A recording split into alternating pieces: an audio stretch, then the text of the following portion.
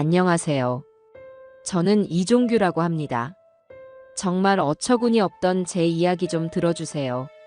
저는 평생 흙먼지 속에서 살았습니다. 이른 나이에 돌아가신 부모님께 물려받은 것이라곤 튼튼한 몸뚱이 하나뿐이었지요. 그 몸으로 건설 현장을 누비며 시멘트를 나르고 벽돌을 쌓아 올렸어요. 땀 흘린 만큼 정직하게 돈이 모였고 그렇게 작은 회사를 일궈 제법 큰 돈을 만지게 되었습니다. 사람들은 저를 보고 자수성가의 표본이라며 칭찬했지만 사실 저는 그저 제 아들 대호에게만큼은 가난을 물려주고 싶지 않았을 뿐입니다. 아내가 살아있을 때 우리는 낡은 연립주택에 살면서도 늘 함께 웃었습니다. 아내는 제게 당신은 우리 가족의 튼튼한 기둥이에요. 라고 말해주곤 했죠. 그 기둥이 되어주던 아내가 먼저 세상을 떠나고 저는 세상의 모든 빛을 잃은 것 같았습니다. 그래도 제게는 아들 대호가 남아 있었어요. 아비의 기대를 저버리지 않고 번듯하게 자라주었고 구혜정이라는 참한 아가씨와 결혼의 토끼 같은 손주까지 안겨주었으니 더 바랄 것이 없다고 생각했습니다. 저는 제가 평생 일궈온 회사를 아들에게 물려주고 이제는 조용히 제 삶을 정리하며 살고 싶었어요. 그런데 얼마 전 무릎 수술을 받게 되면서 제 계획에 작은 차질이 생겼습니다. 퇴원 날 굳이 저를 데리러 온 아들이 제 손을 잡고 간곡하게 부탁을 하더군요. 아버지, 당분간만이라도 저희 집에 들어가서 함께 사세요. 혜정이도 그게 좋겠다고 하고요. 수술한 다리로 혼자 계시면 저희가 너무 불안해요. 며느리가 좋다고 했다는 말에 잠시 마음이 흔들렸습니다. 사실 그 아이 구혜정이라는 며느리를 저는 처음부터 썩 마음에 들어 하지는 않았어요. 사람의 눈을 똑바로 보지 않고 늘 눈알을 굴리며 무언가 재는 듯한 태도나 제 아들 앞에서는 살살 녹는 목소리를 내다가도 뒤돌아서면 금세 표정이 차갑게 식는 것을 몇 번 목격했기 때문입니다. 하지만 아들이 좋다는데 제가 어쩌겠습니까? 그저 제 눈이 틀렸기를, 제 편견이기를 바랄 뿐이었죠. 아니다. 너희들 불편하게 내가 왜 들어가냐? 근처에 사람 부르면 되니까 걱정하지 마라. 아버지, 그런 말씀 마세요. 아들이 당연히 모셔야죠. 혜정이가 벌써부터 아버님 방 다 치워놓고 기다리고 있어요. 네. 제발요, 아버지. 아들의 저 착하고 무른 성정을 저는 잘 압니다. 저렇게까지 부탁하는데 더는 거절할 수가 없었어요. 결국 저는 못 이기는 척 고개를 끄덕였고 그렇게 아들 내외와의 불편한 동거가 시작되었습니다. 아들 내외가 사는 집은 제가 결혼할 때 보태준 돈으로 장만한 번듯한 아파트였습니다. 현관문을 열고 들어서자마자 화려한 대리석 바닥과 눈이 부신 샹들리에가 저를 맞더군요. 제가 평생 살아온 집과는 너무나도 다른 사람 사는 온기보다는 모델하우스 같은 삭막함이 느껴지는 공간이었어요. 어머, 아버님 오셨어요? 아이고, 다리는 괜찮으세요? 며느리는 버선발로 뛰어나와 저를 반겼지만 그 눈에는 어떤 걱정도 담겨 있지 않았습니다.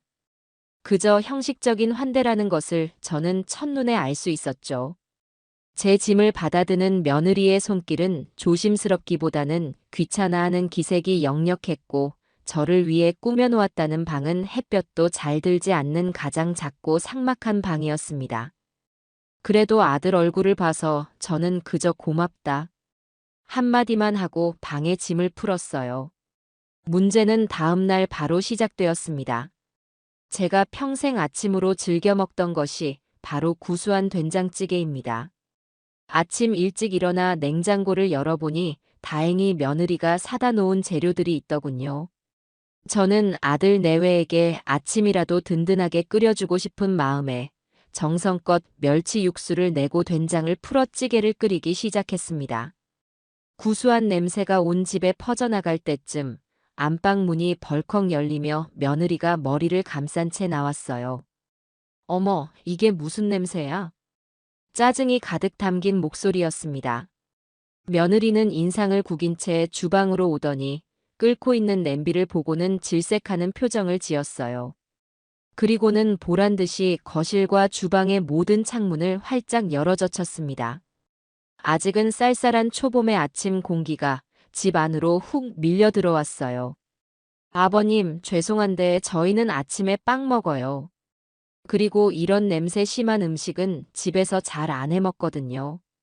제가 냄새에 좀 예민해서요. 머리가 아파서요. 그 말은 웃으며 했지만 내용은 비수처럼 날아와 제 가슴에 박혔습니다. 아침밥을 해주고 싶었던 제 성의는 무시당했고 제가 평생 즐겨 먹던 음식은 냄새 심한 음식으로 전락해버렸죠. 그때 마침 출근 준비를 마치고 나온 아들이 상황을 보고는 어색하게 웃으며 말했습니다. 나는 좋은데. 아버지표 된장찌개 오랜만이네. 맛있겠다. 여보, 당신은 좋겠지. 근데 이 냄새가 온종일 갈 거란 생각은 안 해? 옷에 냄새 배면 어떡할 거야? 며느리는 아들의 팔을 잡아 끌며 소파에 앉혔고 제게는 눈길도 주지 않은 채 토스트와 커피를 내왔습니다. 저는 순식간에 남의 집 주방에 무단 침입한 불청객이 된 기분이었어요. 결국 그날 아침 된장찌개는 저 혼자 먹는 둥 마는 둥 넘겨야 했습니다. 아들은 제 눈치를 보며 아버지, 맛있어요. 정말이에요. 라고 몇 번 말했지만 그 이상 며느리의 심기를 거스르지는 못하더군요. 저는 그저 아무 말 없이 밥을 비우고 조용히 제 방으로 들어왔습니다. 그날 이후로 저는 주방 근처에는 얼씬도 하지 않았어요. 며칠이 지난 어느 날이었습니다. 오후 내내 소파에 누워 텔레비전을 보다가 문득 죽은 아내의 손거울이 보이지 않는다는 것을 깨달았어요. 아내가 세상을 떠나기 전까지 늘 머리맡에 두고 쓰던 자그마한 손거울이었습니다. 화려하지는 않지만 손때가 묻어 반질반질한 나무 손잡이와 세월의 흔적이 느껴지는 그 거울은 제게 아내의 분신과도 같은 물건이었죠. 늘 제 방 협탁 위에 올려두었는데 아무리 찾아도 보이지 않았습니다. 온 방을 다 뒤지고 거실까지 샅샅이 살폈지만 거울은 없었어요. 혹시나 하는 마음에 외출했다 돌아온 며느리에게 물었습니다. 얘야, 혹시 내 방 협탁 위에 있던 작은 손거울 못 봤니? 손거울이요? 글쎄요, 잘 모르겠는데요. 제가 아버님 방은 청소 안 하잖아요. 며느리는 대수롭지 않게 말하며 방으로 들어가 버렸습니다. 저는 혹시나 손주 녀석이 가지고 놀다가 어디 뒀나 싶어 장난감 상자까지 뒤져봤지만 허사였어요. 가슴이 철렁 내려앉는 기분이었습니다. 그걸 잃어버릴 리가 없는데 대체 어디로 간 걸까요?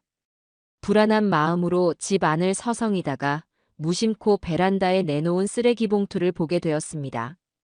오늘이 재활용 쓰레기 버리는 날이었거든요. 혹시 하는 마음에 봉투를 열어 내용물을 쏟아보았습니다. 그리고 그 안에서 제 눈을 의심하는 광경을 목격하고 말았어요. 온갖 과자 봉지와 플라스틱 쓰레기들 사이로 익숙한 나무 손잡이가 보였습니다. 제 아내의 손거울이었습니다. 저는 떨리는 손으로 거울을 집어들었습니다. 거울 한쪽에는 무언가에 긁힌 듯 깊은 흠집까지 나 있었어요. 순간 머릿속에 피가 거꾸로 솟는 기분이었습니다. 저는 거울을 들고 곧장 며느리의 방문을 두드렸습니다. 얘야, 잠시 나와보거라. 아버님, 왜 또 그러세요? 짜증 섞인 목소리로 나온 며느리는 제 손에 들린 거울을 보고는 잠시 표정이 굳는 듯 하더니 이내 태연하게 웃으며 말했습니다. 어머, 거기 있었네. 아버님, 제가 아까 거실 청소하다가 이게 바닥에 떨어져 있길래 봤더니 너무 낡고 흠집도 많이 나서 버리는 물건인 줄 알았어요. 죄송해요, 호호. 제가 쓸데없는 오지랖을 부렸네요. 그 말에 저는 할 말을 잃었습니다. 죄송하다는 말은 했지만 그 말투와 표정 어디에서도 미안한 기색은 찾아볼 수 없었어요. 오히려 그런 낡아빠진 걸 왜 아직도 가지고 있냐고 저를 타박하는 듯한 뉘앙스였습니다. 그때 퇴근하고 돌아온 아들이 현관에 들어서며 이 광경을 보게 되었죠. 무슨 일이에요, 다들? 며느리는 기다렸다는 듯이 아들에게 달려가 팔짱을 끼며 애교 섞인 목소리로 말했습니다. 여보, 내가 실수로 아버님 물건을 버릴 뻔했지 뭐야. 낡아서 버리는 건 줄 알았는데 아버님한테는 소중한 건가 봐. 어떻게 해나. 상황을 파악한 아들은 난처한 표정으로 저를 보며 말했습니다. 아버지, 혜정이가 일부러 그런 건 아니잖아요. 몰라서 그런 건데 그냥 이번 한 번만 넘어가세요. 예. 엄마 유품이야. 이건 말고도 많잖아요. 저는 아들의 그 말에 더 큰 상처를 받았습니다. 이것 말고도 많다니. 자식에게는 그저 여러 개 중에 하나일지 몰라도 제게는 세상에 단 하나뿐인 아내의 흔적이었습니다. 아들은 제 마음을 헤아리기는커녕 그저 이 상황을 빨리 무마하고 아내의 편을 들어주는 데만 급급했어요. 저는 더 이상 아무 말도 하고 싶지 않았습니다. 그저 제 손에 들린 거울을 차가운 눈으로 내려다볼 뿐이었죠. 이 집에서 저는 제 소중한 것을 지킬 힘도 제 마음을 이해받을 권리도 없는 그저 늙고 거추장스러운 짐일 뿐이라는 사실을 뼈저리게 깨달았습니다. 그 사건 이후 며느리의 태도는 더욱 노골적으로 변했습니다. 제가 거실에 앉아 있으면 보란 듯이 청소기를 시끄럽게 돌렸고 제가 좋아하는 텔레비전 프로그램이 나오면 일부러 채널을 돌려버렸어요. 사소하지만 사람을 비참하게 만드는 괴롭힘이었습니다. 하지만 저를 가장 힘들게 했던 것은 하나뿐인 손주 녀석을 이용하기 시작했다는 점입니다. 제 손주 민준이는 이제 막 유치원에 다니기 시작한 6살짜리 아이입니다. 처음 이 집에 왔을 때만 해도 민준이는 할아버지 하고 달려와 제 품에 안기곤 했어요. 저는 그런 손주가 눈에 넣어도 아프지 않을 만큼 예뻤습니다. 그런데 언제부턴가 민준이가 저를 피하기 시작했습니다. 제가 방에서 나오면 슬금슬금 제 눈을 피했고 제가 말을 걸어도 못 들은 척 장난감만 가지고 놀았어요. 그러던 어느 날 저는 그 이유를 알게 되었습니다. 유치원에서 돌아온 민준이에게 과자를 주려고 다가갔을 때였습니다. 아이는 뒷걸음질을 치며 제 손길을 피했어요. 민준아, 왜 그래? 할아버지가 주는 과자 싫어. 아이는 고개를 저으며 우물쭈물 하더니 이내 작은 입으로 충격적인 말을 뱉어냈습니다. 할아버지한테서 이상한 냄새나. 엄마가 그랬어. 할아버지 방에서도 냄새나서 머리 아프다고. 그래서 민준이도 할아버지랑 같이 있기 싫어. 아이의 입에서 나온 말이라고는 믿기지 않는 날카로운 유리 조각 같은 말이었습니다. 순간 심장이 쿵 하고 내려앉는 것 같았어요. 아이는 죄가 없겠지요. 분명 며느리가 아이에게 시킨 말일 겁니다. 부엌 쪽을 쳐다보니 아니나 다를까 며느리가 문틈으로 이쪽을 훔쳐보며 만족스러운 듯 입꼬리를 올리고 있었습니다. 그 표정을 본 순간 저는 제 안에서 무언가 단단히 끊어지는 소리를 들었습니다. 어른들 사이의 갈등에 아무것도 모르는 어린아이까지 끌어들이다니. 이것은 단순히 저를 미워하는 것을 넘어 인간으로서 넘지 말아야 할 선을 넘은 행동이었습니다. 아들에 대한 마지막 남은 기대와 며느리에 대한 최소한의 존중이 산산조각 나는 순간이었어요. 저는 민준이에게 아무 대답도 해주지 못했습니다. 그저 굳은 얼굴로 돌아서서 제 방으로 들어왔습니다. 문을 닫고 들어오자 참았던 분노와 서러움이 한꺼번에 몰려와 숨이 턱 막혔습니다. 평생 누구에게도 굽히지 않고 당당하게 살아왔다고 자부했는데 늙고 병들었다는 이유로 제 자식의 집에서 이런 취급을 받아야 한다는 사실이 견딜 수 없이 치욕스러웠습니다. 그날 이후 집안의 공기는 얼음장처럼 차가웠습니다.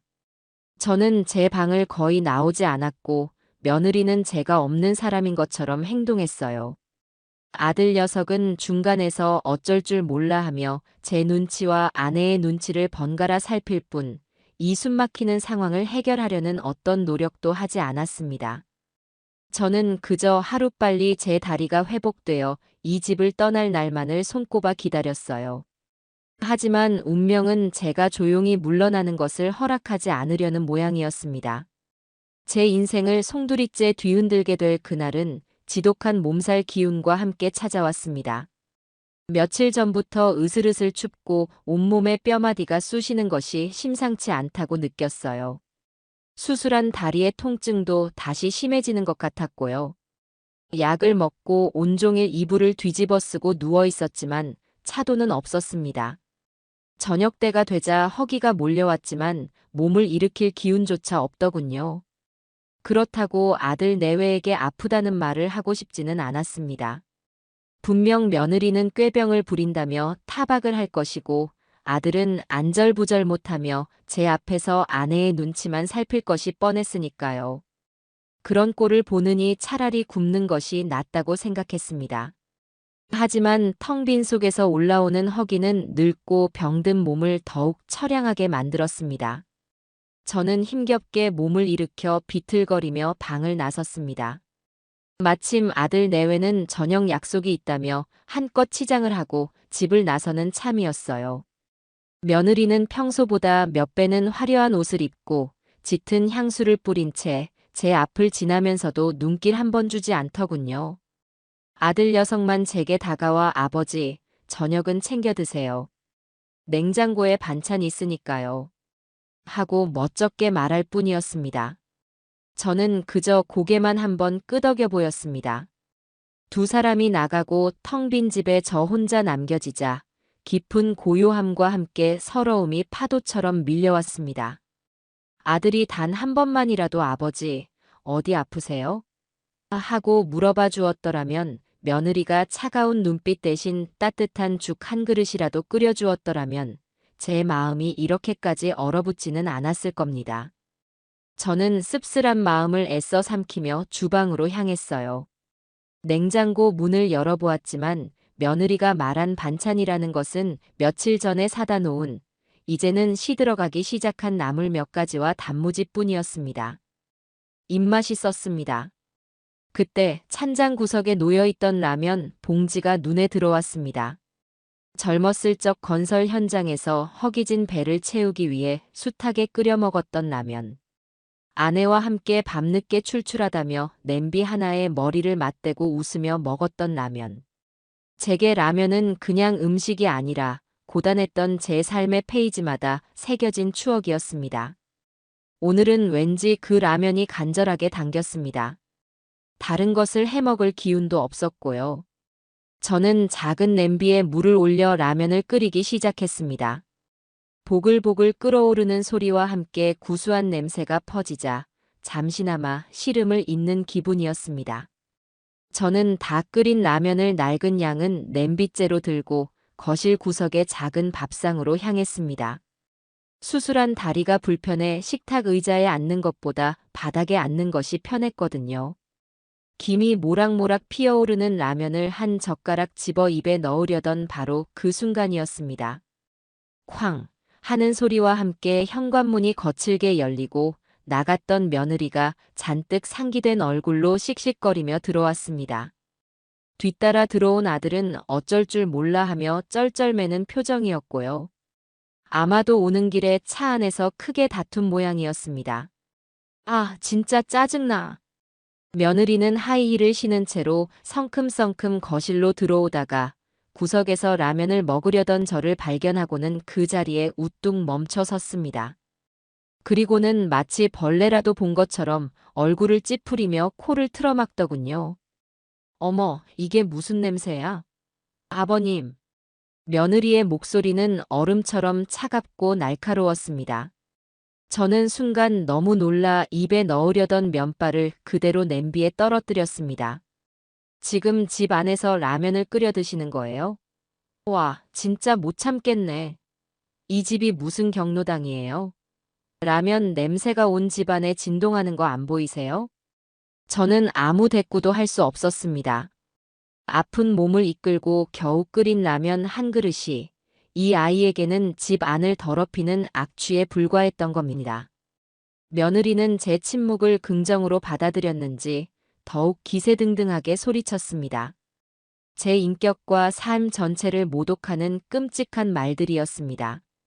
아니, 그렇게 라면이 드시고 싶으시면 편의점에 가서 드시든가 밖에서 해결하고 오셔야 하는 거 아니에요? 여기가 어디라고 이런 싸구려 음식을 끓여서 집안의 냄새를 다 배게 만드세요. 제가 이 집을 어떻게 관리하는데 아버님 때문에 이게 다 뭐예요? 여보, 그만해. 아버님 식사하시는데 왜 그래? 아들이 겨우 한마디 거들었지만 며느리의 분노에 찬 기세 앞에서는 그저 모기소리처럼 미약할 뿐이었습니다. 며느리는 아들을 향해 눈을 흘기며 악을 썼습니다. 당신은 가만히 있어. 당신이 아버님을 이렇게 오냐오냐 하니까 집안이 이 모양 이 꼴이 되는 거 아니야. 아버님이 우리 집에 오신 뒤로 제대로 되는 일이 하나도 없어. 되는 일이. 분노의 화살은 다시 제게로 향했습니다. 며느리는 제 앞에 놓인 밥상을 경멸 어린 눈으로 쳐다보더니 믿을 수 없는 행동을 저질렀습니다. 이딴 건 밖에서나 드시라고요. 그 말을 내뱉으며 며느리는 자신이 신고 있던 뾰족한 하이힐 앞굽으로 제가 식사를 하던 밥상을 힘껏 걷어차 버렸습니다.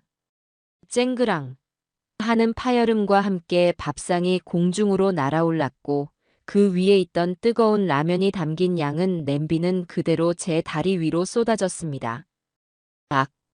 순간 불에 데인 듯한 끔찍한 고통이 수술한 다리를 덮쳤습니다. 뜨거운 국물이 바지를 순식간에 적셨고 살같이 타들어가는 듯한 통증에 저도 모르게 비명을 질렀습니다. 바닥은 라면 국물과 면발로 순식간에 아수라장이 되었습니다. 하지만 육체적인 고통보다 더 저를 아프게 했던 것은 제 눈앞에 펼쳐진 광경이었습니다. 며느리는 자신의 행동에 전혀 놀라지 않은 채 오히려 만족스럽다는 듯 씩 웃으며 저를 내려다보고 있었어요. 그리고 제 아들 대호는 뜨거운 국물에 대어 고통스러워하는 아버지를 보고도 그저 어떻게 하는 말만 중얼거리며 제 아내의 눈치를 살피고 있었습니다. 달려와 저를 부축하거나 제 다리의 상처를 살피거나 하다못해 아내의 잘못을 꾸짖는 행동은 전혀 하지 않았습니다. 그저 겁에 질린 아이처럼 그 자리에 못 박힌 듯 서 있을 뿐이었죠. 그 순간 저는 모든 것을 깨달았습니다. 제 아들은 이미 제 아들이 아니었습니다.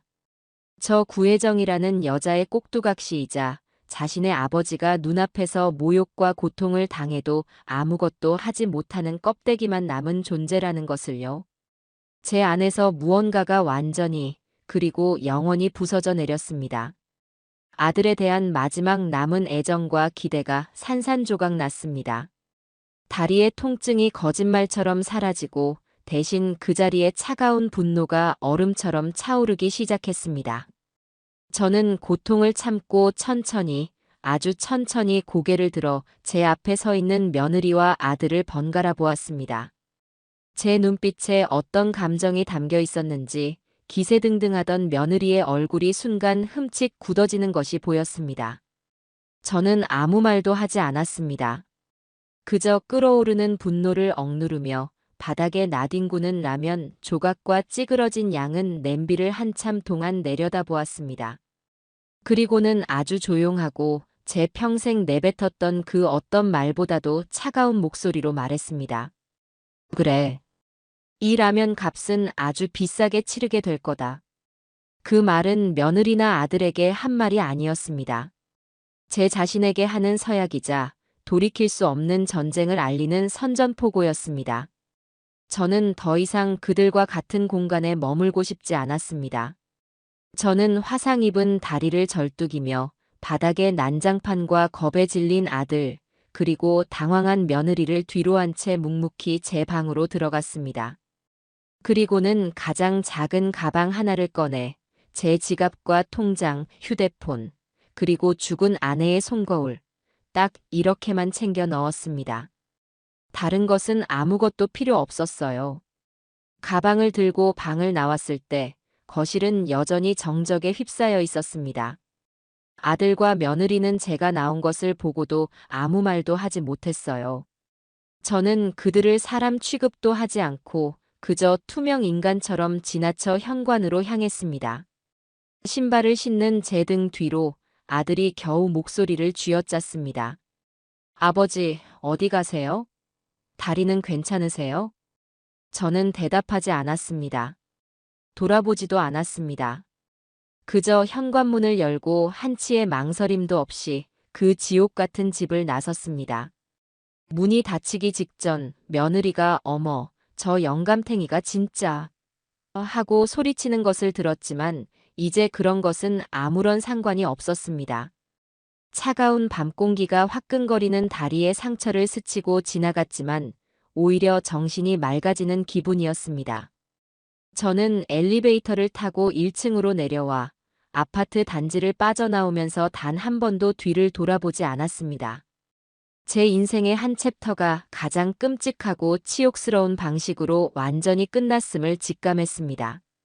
그리고 새로운 챕터는 오직 저들을 향한 혹독하고 철저한 복수로만 채워질 것이라는 것을 제 스스로에게 맹세했습니다. 아들 집을 나온 제가 향한 곳은 허름한 여관이나 찜질방이 아니었습니다. 택시를 잡아 타고 시내에서 가장 높고 화려한 호텔로 가달라고 했습니다. 어리둥절해하는 택시 기사의 눈빛 따위는 신경 쓰지 않았어요.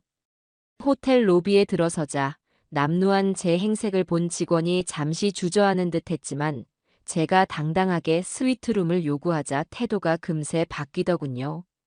저는 카드를 꺼내 며칠치 숙박비를 망설임 없이 결제했습니다. 잠시 후 저는 도시의 야경이 한눈에 내려다 보이는 제가 평생 살아온 집보다도 훨씬 넓고 호화로운 스위트룸에 서 있었습니다. 화상을 입은 다리를 치료하는 것이 급선무였습니다. 호텔에 상비약을 요청해 소독을 하고 연고를 바르자 욱신거리던 통증이 조금은 가라앉는 듯 했습니다. 저는 샤워를 하고 푹신한 호텔 가운으로 갈아입었습니다. 따뜻한 물이 몸을 감싸자 긴장이 풀리면서 그동안 겪었던 온갖 수모와 서름이 한꺼번에 몰려왔습니다. 하지만 저는 눈물을 흘리지 않았어요. 이제는 울 때가 아니었습니다. 울음 대신 차가운 복수심이 제 가슴을 가득 채우고 있었습니다. 저는 푹신한 소파에 깊숙이 몸을 묻고 휴대폰을 들어 단축번호 1번을 길게 눌렀습니다. 신호음이 몇 번 가지 않아 익숙하고 중후한 목소리가 들려왔습니다. 이 회장님, 이 밤중에 웬일이십니까? 30년 넘게 제 회사의 법률 고문을 맡아주었고 이제는 단순한 변호사를 넘어 제게는 형제나 다름없는 박성철 변호사였습니다. 저는 그에게 자초지종을 설명할 필요도 없이 그저 한마디만 했습니다. 박변, 지금 좀 만날 수 있겠나? 내가 지금 호텔에 있네. 제 목소리에 담긴 심상치 않은 기운을 느꼈는지 박 변호사는 군말 없이 알겠습니다. 지금 바로 가겠습니다. 라고 대답했습니다. 30분쯤 지났을까 박 변호사가 다급한 표정으로 스위트룸에 들어섰습니다. 그는 제 다리에 감긴 붕대를 보고는 깜짝 놀라며 물었습니다. 아니, 회장님, 이게 다 어찌 된 일입니까? 다리는 또 왜 이러시고요? 저는 박 변호사를 소파에 앉히고 그동안 아들 집에서 겪었던 모든 일들을 담담하게 털어놓았습니다. 된장찌개 사건부터 아내의 유품인 손거울을 쓰레기통에 버렸던 일, 그리고 손주를 시켜 제게 상처를 주었던 일까지. 마지막으로 오늘 저녁 며느리가 라면상을 걷어차고 제게 화상을 입혔을 때 제 아들이 보였던 비겁한 침묵에 대해 이야기할 때는 저도 모르게 목소리가 떨려 나왔습니다. 제 이야기를 모두 들은 박 변호사는 분노로 얼굴이 붉게 상기되었습니다. 그는 주먹으로 테이블을 내리치며 말했습니다. 제가 처음부터 그 여자 안 된다고 말씀드리지 않았습니까? 사람 보는 눈이 보통이 아니라고 분명 언젠가 회장님 속을 시커멓게 태울 거라고 했는데 결국 이렇게 됐네. 이제 와서 누굴 탓하겠나. 내 아들을 믿은 내 잘못이고 사람을 잘못 본 내 불찰이지. 지금은 후회나 하고 있을 때가 아니야. 저는 자리에서 일어나 방 안쪽에 있는 제 가방으로 향했습니다. 그리고 가방 가장 깊숙한 곳에서 낡은 서류 봉투 하나를 꺼내 박 변호사 앞 테이블 위에 올려놓았습니다. 박 변호사는 의아한 표정으로 저를 쳐다봤어요. 이건 뭡니까, 회장님? 열어보게. 박 변호사는 조심스럽게 봉투를 열어 안에 서류를 꺼내 들었습니다. 서류를 읽어 내려가던 그의 눈이 점점 커졌고 이내 놀라움과 감탄이 뒤섞인 표정으로 저를 바라보았습니다. 회장님, 이건 조건부 차용증 아닙니까? 세상에, 이걸 언제 이렇게 준비해 두셨습니까? 심지어 공증까지 완벽하게 받아두셨네요. 그렇습니다. 그 서류는 바로 아들 내외가 지금 살고 있는 아파트의 구입 자금에 대한 조건부 차용증이었습니다. 몇 년 전 아들이 결혼을 하고 분가를 할 때 저는 당시 시세로 10억 원에 달하는 아파트의 구입 자금 중 9억 원을 지원해 주었습니다. 아들과 며느리는 물론이고 세상 사람들 모두가 제가 아들에게 집을 증여했다고 알고 있었지요. 하지만 저는 그렇게 하지 않았습니다. 저는 며느리를 처음 본 날부터 그 아이의 눈빛에서 탐욕을 읽었고 언젠가 제 아들을 불행하게 만들지도 모른다는 불길한 예감을 떨칠 수가 없었어요. 그래서 저는 아들 몰래 안전장치를 마련해 두었던 겁니다. 아들에게 돈을 주기 전 저는 아들만 따로 불러 서류 하나에 도장을 찍게 했습니다. 아들은 그저 세금 문제 때문에 필요한 절차려니 하고 내용을 제대로 읽어보지도 않은 채 도장을 찍었지요. 그 서류의 내용은 간단했습니다. 상기 금액 9억 원은 증여가 아닌 대여금이며 차용인 이대호는 대주 이종규에게 상환할 의무를 짓는다. 하지만 가장 중요한 것은 그 뒤에 붙은 특약 조항이었습니다. 단, 차용인 이대호가 대주 이종규를 부모로서 공경하고 성실히 부양할 시 대주는 상환 의무를 면제하고 이 또한 증여로 간주한다. 그러나 만약 차용인 및 차용인의 배우자가 대주에게 부모로서 마땅히 받아야 할 존중을 보이지 않거나 신체적, 정신적 고통을 가하는 등 부양의 의무를 저버렸다고 판단될 경우 본 계약은 즉시 파기되며 대주는 차용인에게 대여금 전액의 즉시 상환을 요구할 수 있다. 박 변호사는 서류를 다 읽고 나서 혀를 내둘렀습니다. 회장님, 정말 대단하십니다. 어떻게 이런 생각을 하셨습니까? 이 정도면 부양 의무를 저버렸다는 것을 입증하고도 남습니다.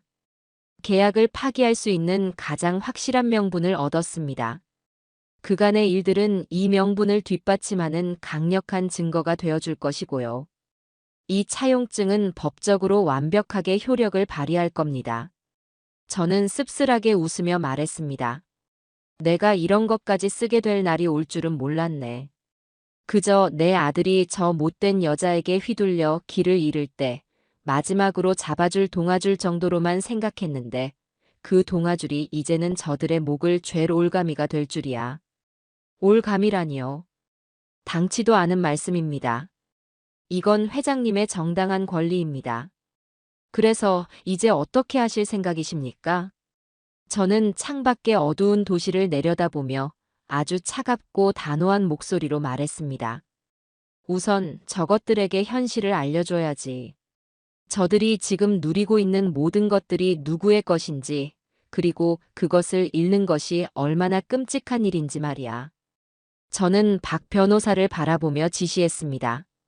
내일 아침이 밝는 대로 조건부 차용증 계약 파기 및 채무 전액 즉시 상환 요구에 대한 내용 증명을 작성해서 아들 내외에게 발송해주게. 아주 정중하면서도 단 한치의 협상의 여지도 없다는 것을 명확하게 담아서 말이야. 그리고 지금부터 내 아들과 며느리에게서 오는 모든 연락은 받지 않겠네. 모든 소통은 박 변호사를 통해서만 할 걸세. 알겠습니다, 회장님. 분부대로 처리하겠습니다. 그런데 대호는 아드님은 어쩌실 생각이십니까? 이 일이 알려지면 가장 큰 충격을 받을 텐데요. 박 변호사의 물음에 제 가슴 한쪽이 시큰하게 아려왔습니다. 하지만 저는 흔들리지 않았어요. 썩은 살을 도려내려면 고통이 따르는 법입니다. 제 아들이 다시 제대로 된 인간으로 살아가게 하려면 이 정도의 시련은 반드시 필요하다고 생각했습니다. 그 녀석도 대가를 치러야지. 제 아비가 모욕을 당하는 것을 보고도 침묵한 대가, 제 아내의 악행을 알면서도 방관한 대가, 그 안락한 울타리와 제 손으로 이룬 것 하나 없는 부유함이 사실은 모래 위에 지은 성이었다는 것을 제 스스로 깨닫게 해야 해. 그래야만 다시 일어설 수 있을 걸세. 제 단호한 의지를 확인한 박 변호사는 더 이상 아무것도 묻지 않고 고개를 끄덕였습니다. 그는 가져온 서류 가방에서 노트북을 꺼내 그 자리에서 바로 내용 증명 초안을 작성하기 시작했습니다. 법률 용어들이 가득한 차갑고 비정한 문장들이 화면을 채워나가는 것을 보며 저는 생각했습니다. 이것은 단순한 감정 싸움이나 치기 어린 복수가 아니라고. 이것은 제 남은 인생을 걸고 무너진 아버지의 권위를 되찾고 어리석은 아들을 구원하기 위한 마지막 전쟁이라고 말입니다. 창밖에 새벽빛이 밝아오고 있었습니다. 이제 곧 폭풍이 시작될 것이었습니다. 박 변호사가 돌아간 후 저는 뜬 눈으로 아침을 맞았습니다. 호텔 조식을 주문해 먹는 둥마는 둥하고 다리의 상처를 다시 한번 살폈습니다. 붉게 부어오른 자국과 몇 군데 잡힌 물집이 지난밤의 악몽을 생생하게 증명하고 있었습니다. 저는 휴대폰으로 상처 부위를 여러 각도에서 찍어두었어요. 그리고 병원에 들러 2주간의 치료를 요하는 화상이라는 진단서까지 발급받았습니다. 감정에 휘둘리지 않고 모든 것을 차분하고 냉정하게 준비해 나갔습니다. 이제부터는 사소한 증거 하나하나가 저들의 목을 조일 무기가 될 것이기 때문입니다. 예상대로 오전부터 제 휴대폰은 불이 나기 시작했습니다. 발신자는 모두 아들이라는 두 글자였어요. 저는 단 한 통의 전화도 받지 않았습니다. 수십 통의 부재중 전화가 쌓이고 곧이어 장문의 문자 메시지가 도착하기 시작했습니다. 아버지, 죄송해요. 어디 계세요? 어젯밤 일은 혜정이가 실수를. 제발 전화 좀 받으세요. 제가 다 잘못했어요. 같은 내용들이었습니다. 저는 그 구차한 변명과 뒤늦은 후회를 차가운 눈으로 읽어내리다가 모두 삭제해버렸습니다. 이미 엎질러진 물이었고 너무 늦은 사과였습니다. 오후가 되자 박 변호사에게서 연락이 왔습니다. 내용 증명이 등기우편으로 발송되었으며 아마 내일쯤 아들 내외에게 도착할 것이라고 했습니다. 저는 그저 수고했네 하고 짧게 답하고 전화를 끊었습니다. 그리고는 아무 일도 없었다는 듯 텔레비전을 켜고 조용히 시간을 보냈습니다. 폭풍 전의 고요함, 그것은 상대를 압도하는 가장 강력한 무기 중 하나라는 것을 저는 평생의 경험으로 알고 있었지요. 다음 날 오후 박 변호사에게서 다시 전화가 걸려왔습니다. 이번에는 그의 목소리에 웃음기가 살짝 묻어 있었습니다. 회장님, 아무래도 저쪽에서 내용 증명을 받은 모양입니다. 방금 전에 며느리 되시는 분한테서 전화가 왔는데 아주 가관이었습니다. 뭐라고 하던가? 다짜고짜 소리를 지르면서 당신 누구냐고 우리 아버님 꼬드겨서 돈 뜯어내려는 사기꾼 아니냐고 하더군요. 그래서 제가 회장님의 법률 대리인이라고 신분을 밝히자 자기는 그런 서류 인정 못한다고 가족끼리 돈 좀 보태준 걸 가지고 유세 떤다며 온갖 막말을 쏟아냈습니다. 회장님께서는 지금 충격으로 몸져 누워 계시다고 했더니 쇼하고 있네 하면서 전화를 끊어버렸습니다. 저는 그 말을 듣고 하고 헛웃음을 터뜨렸습니다. 역시나 제 예상에서 한치도 벗어나지 않는 반응이었습니다. 어리석은 자들은 위기가 닥쳤을 때 현실을 직시하고 해결책을 찾기보다는 그 위기를 가져온 사람을 비난하고 현실 자체를 부정하는 법이지요. 그 아이는 지금 자신이 얼마나 끔찍한 상황에 처했는지 전혀 인지하지 못하고 있는 겁니다. 아니나 다를까 잠시 후 제 휴대폰이 다시 울리기 시작했습니다. 이번에는 아들이 아닌 모르는 번호였어요. 받을까 말까 잠시 망설이다가 전화를 받았습니다. 수화기 너머에서는 제 아들 대호의 다급하고 울먹이는 목소리가 들려왔습니다. 아버지, 아버지 맞으시죠? 왜 전화를 안 받으세요? 아버지, 이게 다 뭐예요? 변호사라니요? 내용 증명이라니, 이게 다 무슨 소리예요? 9억 원을 갚으라니, 아버지 정말 저희한테 이러실 거예요? 저는 아무 말 없이 아들의 하소연을 듣고만 있었습니다. 제 침묵에 아들은 더욱 애가 타는 듯 했습니다. 그때 수화기 너머에서 거친 목소리가 들려왔습니다. 비켜봐, 내가 할 말이 있으니까.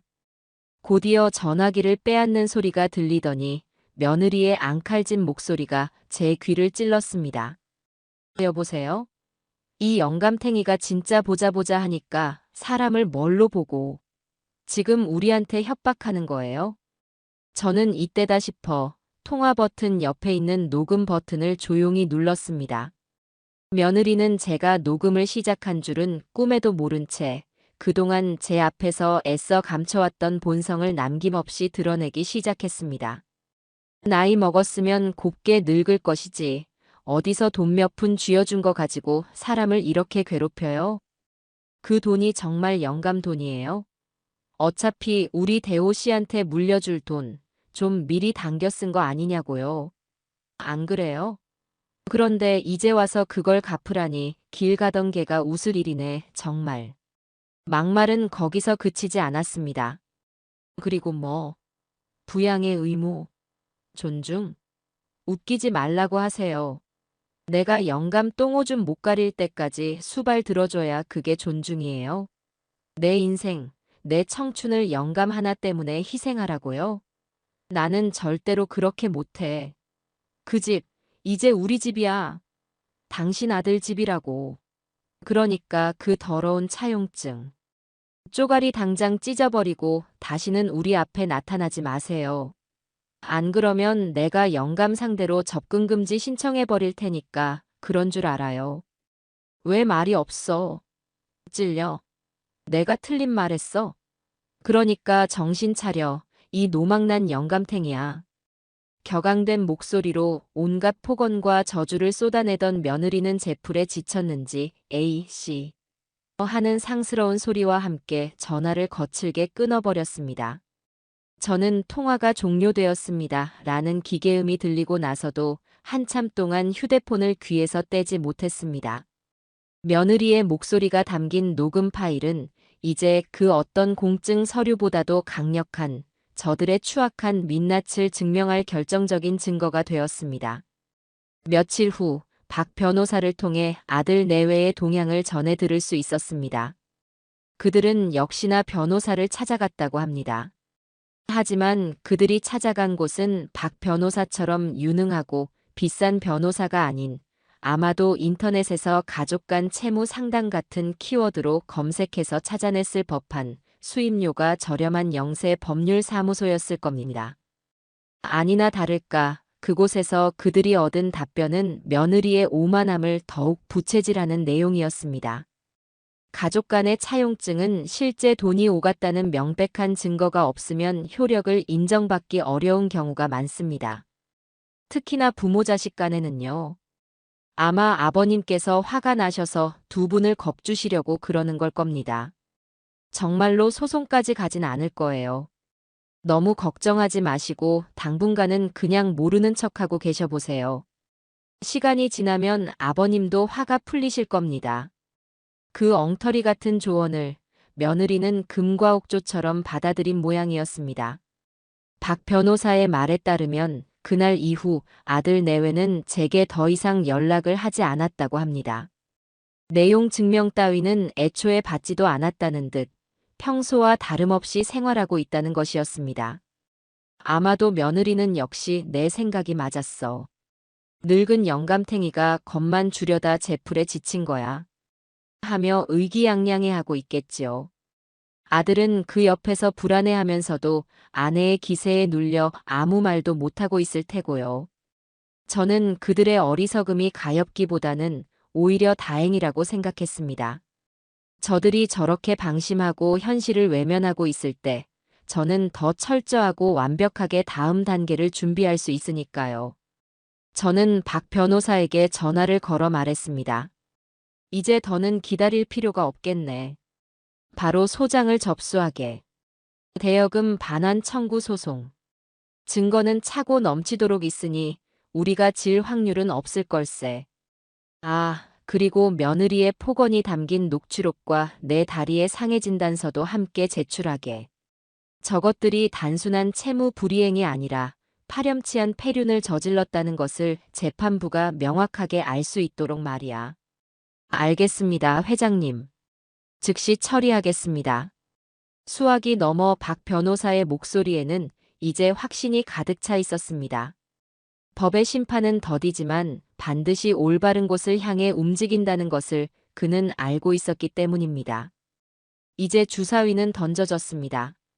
안락한 저택 안에서 자신들의 승리를 확신하며 샴페인을 터뜨리고 있을 어리석은 아들 내외는 그들의 발밑이 꺼져가고 있다는 사실을 꿈에도 알지 못할 겁니다. 그들이 법원으로부터 온 차가운 소장을 받아들고 자신들이 저지른 짓의 대가가 얼마나 무섭고 참혹한 것인지를 깨닫게 될 날이 머지않았습니다. 저는 그날을 조용히 그리고 아주 차갑게 기다리고 있었죠.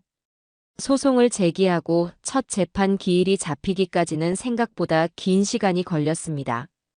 법의 맷돌은 느리지만 꾸준하게 돌아가는 법이니까요. 저는 그 시간 동안 호텔 스위트룸에 머물며 조용히 때를 기다렸습니다. 매일 아침 창밖으로 보이는 분주한 도시의 풍경을 내려다보며 저는 복잡한 생각에 잠기곤 했습니다.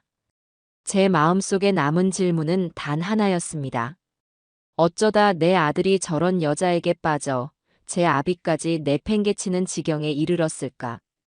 그리고 며느리는 대체 왜 저토록 나를 증오하고 돈에 집착하는 것일까? 단순히 성격이 악독하고 허영심이 강한 것만으로는 설명되지 않는 그 무언가 근원적인 이유가 있을 것이라는 생각이 머릿속을 떠나지 않았어요. 며느리 구혜정의 행동은 단순한 미움을 넘어선 어떤 절박함마저 느껴졌습니다. 저를 집에서 내쫓으려는 시도나 돈 문제에 비정상적으로 예민하게 반응하는 모습들은 마치 벼랑 끝에 몰린 사람이 지푸라기라도 잡으려는 듯한 필사적인 몸부림처럼 보이기도 했습니다. 저는 이 싸움에서 이기는 것을 넘어 이 모든 일의 본질을 알아야만 했습니다. 그래야만 제 아들 대호를 저 진창에서 완전히 구해낼 수 있을 테니까요. 만약 며느리에게 제가 모르는 심각한 문제가 있다면 아들 역시 그 문제에 깊숙이 얽혀있을 가능성이 높았습니다. 고민 끝에 저는 한 사람을 불렀습니다. 과거 제 회사에서 감사팀장으로 일했던 최 부장이었습니다. 그는 비록 학력은 짧았지만 사람의 뒤를 밟고 정보를 캐내는 데에는 귀신 같은 재주를 가진 친구였습니다. 회사를 아들에게 물려준 뒤 그도 퇴직하여 지금은 작은 흥신소를 운영하고 있었죠.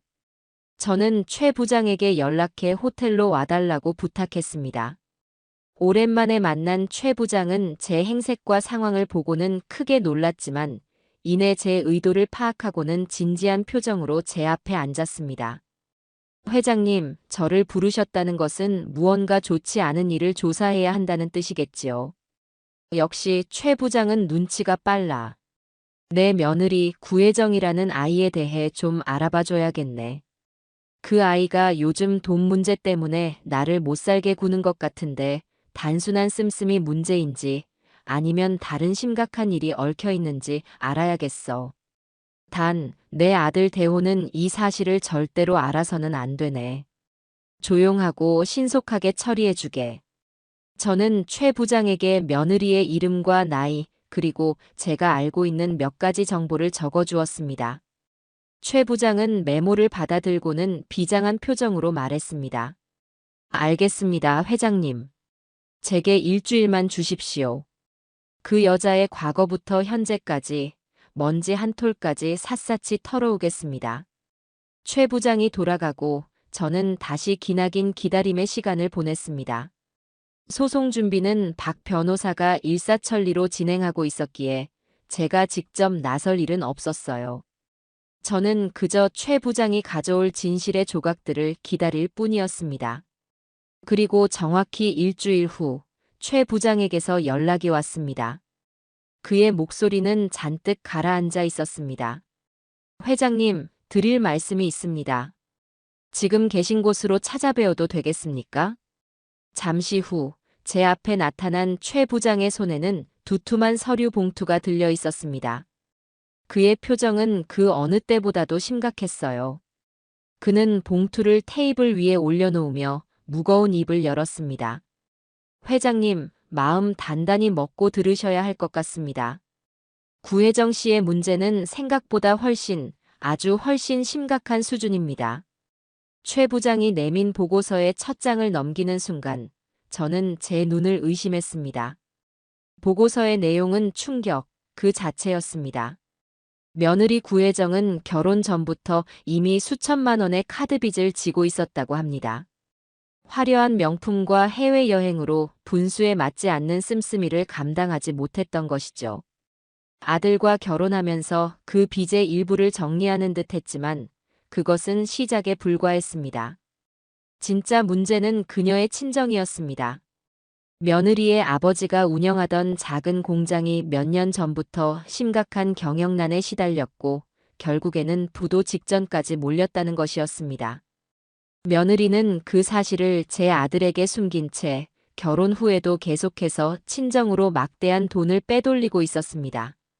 아들의 월급은 물론이고 제가 사업 자금으로 쓰라며 틈틈이 챙겨주었던 돈까지 모두 친정의 빚을 갚는 데 사용되고 있었던 겁니다. 하지만 그것으로도 부족했겠지요. 보고서의 다음 장에는 며느리가 최근 몇 달간 드나들었던 장소들의 목록이 적혀 있었습니다. 그 목록에는 불법 사설 스포츠 노름 사이트와 강남의 몇몇 대부업체 사무실이 포함되어 있었습니다. 그렇습니다. 며느리는 친정의 빚을 감당하지 못하게 되자 더 큰 돈을 만지기 위해 노름에 손을 댔고 그 노름 빚을 갚기 위해 결국에는 무서운 이자가 붙는 사채까지 끌어다 썼던 겁니다. 최 부장이 알아낸 바에 따르면 며느리가 현재 지고 있는 빚은 제1금융권과 저축은행을 제외하고 대부업체와 사채를 합쳐 무려 3억 원에 달했습니다. 이게 다 사실이란 말인가? 네, 회장님. 모두 계좌 이체 내역과 통화 기록으로 확인된 사실입니다. 심지어 구혜정 씨는 최근에 아드님 몰래 집을 담보로 추가 대출을 받기 위해 여러 은행과 상담을 진행했지만 회장님께서 공동명의로 되어 있으셔서 번번이 실패했던 것으로 보입니다. 최 부장의 마지막 말은 제 머리에 망치라도 한 대 얻어맞은 듯한 충격을 주었습니다. 이제야 모든 퍼즐 조각이 맞춰졌습니다. 며느리가 그토록 저를 미워하고 집에서 내쫓으려 했던 진짜 이유. 그것은 바로 저라는 존재가 자신의 마지막 돈줄인 이 집을 팔아치우는데 가장 큰 걸림돌이었기 때문입니다. 제가 이 집에 버티고 있는 한 아들 명의로 된 집을 마음대로 처분할 수 없으니 저를 내보내고 아들을 구슬려 집을 판 뒤 그 돈으로 자신의 빚을 청산하고 남은 돈을 챙겨 달아날 계획이었던 겁니다. 그래서 그 아이가 저는 차마 말을 잇지 못했습니다. 분노보다 더 큰 것은 제 아들에 대한 안타까움과 연민이었습니다. 제 아들 대호는 지난 몇 년간 저런 무서운 비밀을 숨기고 있는 여자와 한 이불을 덮고 살았던 겁니다. 자신의 아내가 뒤로는 수억 원의 빚을 진 채 노름에 빠져 있다는 사실은 꿈에도 모른 채 그저 아내가 해달라는 대로 돈을 가져다 주고 아내가 꾸며낸 거짓말에 속아 제 아비까지 내쳤던 겁니다. 회장님, 이것뿐만이 아닙니다. 최 부장은 보고서의 마지막 장을 제게 내밀었습니다. 거기에는 며느리가 최근 몇 달간 나눈 문자 메시지 내역 일부가 복원되어 있었습니다. 상대는 며느리의 친정어머니였습니다. 엄마, 그 영감탱이 때문에 집 담보 대출도 안 된대. 진짜 사람 미치게 하네. 혜정아, 조금만 더 버텨봐. 아범만 잘 구슬리면 어떻게든 되지 않겠니? 몰라. 이젠 한계야. 차라리 저 영감 어디 아파서 드러눕기라도 했으면 좋겠어. 아니면 확. 뒷말은 차마 입에 담을 수 없을 정도로 끔찍한 내용이었습니다. 저는 더 이상 보고서를 읽어내려갈 수가 없었습니다. 손이 부들부들 떨리고 눈앞이 캄캄해지는 기분이었습니다. 이것은 단순한 금전 문제가 아니었습니다. 제 아들의 인생, 그리고 제 목숨까지도 위협할 수 있는 아주 위험하고 치밀한 사기극이었습니다. 저는 최 부장에게 떨리는 목소리로 말했습니다. 최 부장, 정말 수고했네. 이 자료들 전부 복사해서 박 변호사에게 넘겨주게. 그리고 자네는 이제 이 일에서 손을 떼. 나머지는 내가 알아서 하겠네. 회장님 괜찮으시겠습니까? 괜찮고 말고. 오히려 모든 것이 명확해져서 머릿속이 시원해진 기분이야. 나는 내 아들을 저 악마 같은 여자에게서 구해내야 할 의무가 있어. 그러려면 이 정도 증거로는 부족해. 아주 확실하게 저 아이가 다시는 내 아들 앞에 나타나지 못하도록 쐐기를 박아야지. 최 부장이 돌아간 후 저는 한참 동안 소파에 앉아 눈을 감고 있었습니다. 며느리에 대한 분노는 이미 그 임계점을 넘어섰고 대신 그 자리에는 차가운 결의가 들어찼습니다. 이 싸움은 이제 돈을 돌려받는 것을 넘어섰습니다. 제 아들의 인생을 구하기 위한 아비로서의 마지막 싸움이었습니다. 저는 이 자료들을 바로 아들에게 보여줄 수도 있었습니다. 하지만 그래서는 안 된다고 생각했어요. 제 아들 대호는 자신의 눈으로 직접 진실을 확인하고 자신의 귀로 직접 아내의 거짓말을 듣고 자신의 손으로 직접 그 썩은 연을 끊어내야만 했습니다.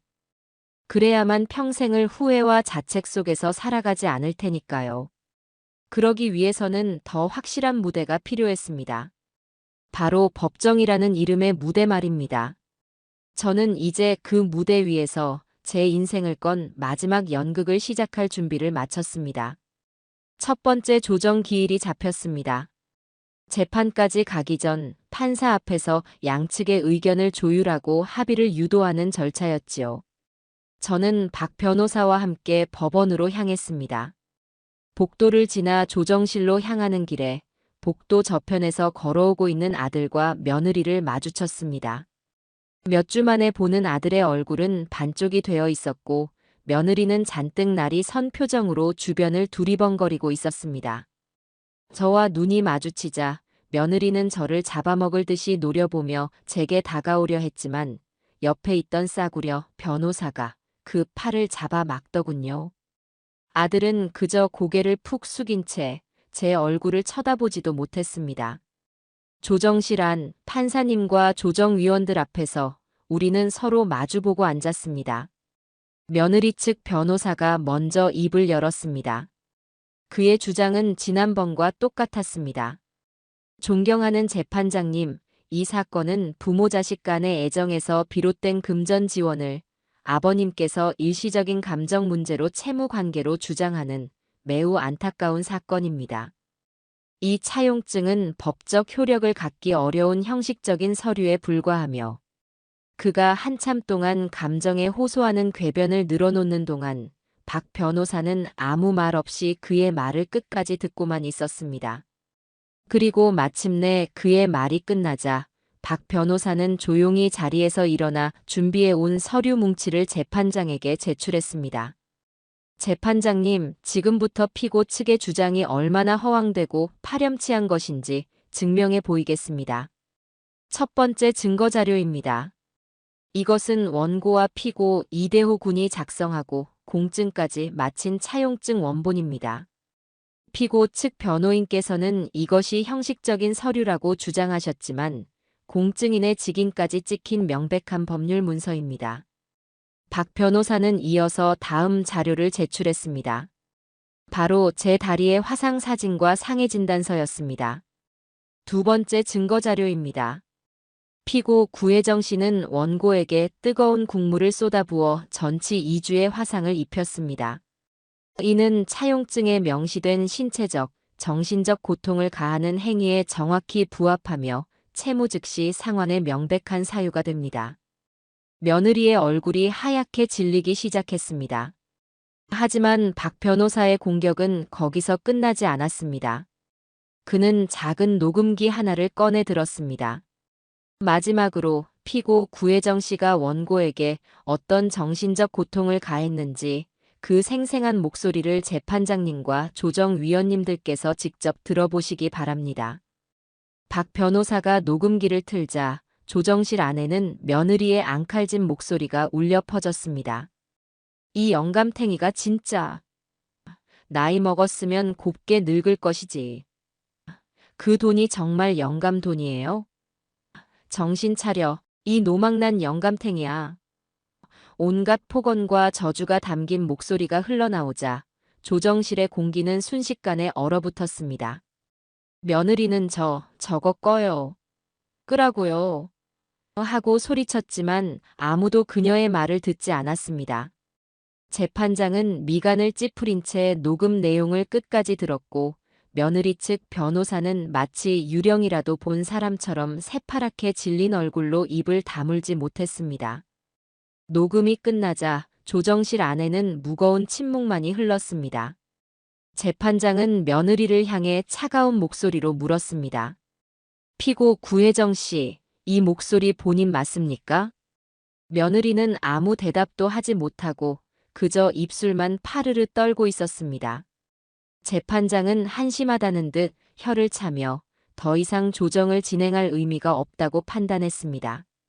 조정은 불성립되었습니다. 재판으로 가겠습니다. 재판장의 선언과 함께 첫 번째 싸움은 우리의 완벽한 승리로 끝났습니다. 조정실을 나오자 며느리는 분을 이기지 못하고 제게 달려들려 했지만 이번에도 역시 그녀의 변호사가 뜯어말렸습니다. 그녀는 저를 향해 이를 갈며 악을 썼습니다. 두고 봐. 내가 절대로 이대로 안 끝나. 저는 그 발악을 가소롭다는 듯 한번 쳐다보고는 아무 대꾸 없이 아들의 얼굴을 보았습니다. 아들은 충격과 공포 그리고 수치심이 뒤섞인 표정으로 바닥만 내려다보고 있었습니다. 저는 그 녀석의 귓가에 다른 사람은 들을 수 없을 만큼 작은 목소리로 속삭였습니다. 이게 끝이 아닐세. 이제 시작일 뿐이야. 그 말을 남기고 저는 유유히 법원을 빠져나왔습니다. 법원에서 돌아온 저는 곧바로 다음 단계를 실행에 옮겼습니다. 아들 내외가 살고 있는 아파트의 주택담보대출을 실행한 은행의 지점장을 찾아갔습니다. 그 지점장은 제가 회사를 운영할 때부터 수십 년간 거래해 온 저와는 아주 막역한 사이였지요. 저는 지점장실에 앉아 자초지종을 설명했습니다. 물론 소송 이야기나 며느리의 빚 이야기는 빼고 오직 제가 겪은 일과 아들의 상황에 대해서만 이야기했습니다. 지점장님, 내가 보증을 서고 내 아들 녀석에게 대출을 해준 그 집 말입니다. 지금 그 집에 아주 큰 문제가 생겼습니다. 내 며느리라는 아이가 나를 집에서 내쫓고 심지어 밥상까지 엎었어요. 그런데도 내 아들 녀석은 제 아내에게 꼼짝도 못하고 있습니다. 지금 그 집안은 언제 터질지 모르는 시한폭탄 같은 상태예요. 저는 잠시 말을 끊고 지점장의 눈을 똑바로 보며 말했습니다. 나는 이 대출의 보증인으로서 그리고 이 은행의 오랜 VIP 고객으로서 심각한 우려를 표하는 바입니다. 채무자인 내 아들 이대호는 현재 정상적인 가정생활을 영위하지 못하고 있으며 배우자의 비상식적인 행동으로 인해 채무 상환 능력에 심각한 문제가 발생할 가능성이 매우 높다고 판단됩니다. 만약 은행 측에서 이 문제에 대해 아무런 조치를 취하지 않는다면 저는 부득이하게 이 은행에 예치된 제 모든 자산을 다른 은행으로 옮기는 것을 고려할 수밖에 없습니다. 이것은 정중한 요청의 형식을 띤 아주 강력한 압박이었습니다. 제 회사의 막대한 자금과 제 개인 자산까지 모두 그 은행을 통해 움직이고 있었기에 제 말의 무게는 결코 가볍지 않았습니다. 제 말을 들은 지점장의 얼굴은 심각하게 굳어졌습니다. 은행 입장에서 VIP 고객의 자산 이탈은 물론이고 대출금 회수에 문제가 생기는 것은 절대 용납할 수 없는 일이었으니까요. 회장님, 걱정 마십시오. 저희 은행은 고객님의 자산을 최우선으로 보호할 의무가 있습니다. 즉시 해당 대출건에 대한 리스크 관리에 착수하겠습니다. 채무자의 현재 상황에 대해 면밀히 검토하고 필요하다면 즉각적인 조치를 취하도록 하겠습니다. 지점장의 약속을 받고 은행을 나온 저는 이제 모든 준비가 끝났음을 직감했습니다. 법원에서는 소송을 통해, 은행에서는 대출금 상환 압박을 통해 양쪽에서 저들의 숨통을 조여가기 시작할 겁니다. 그들이 발 딛고 서 있는 안락한 성이 사실은 얼마나 위태로운 모래성이었는지를 깨닫게 될 시간이 다가오고 있었습니다. 며칠 지나지 않아 제 예상은 정확히 맞아떨어졌습니다. 박 변호사로부터 법원이 부동산 처분금지 가처분 신청을 인용했다는 연락이 왔습니다. 이제 며느리는 소송이 끝날 때까지 그 집을 마음대로 팔거나 담보로 잡을 수 없게 된 겁니다.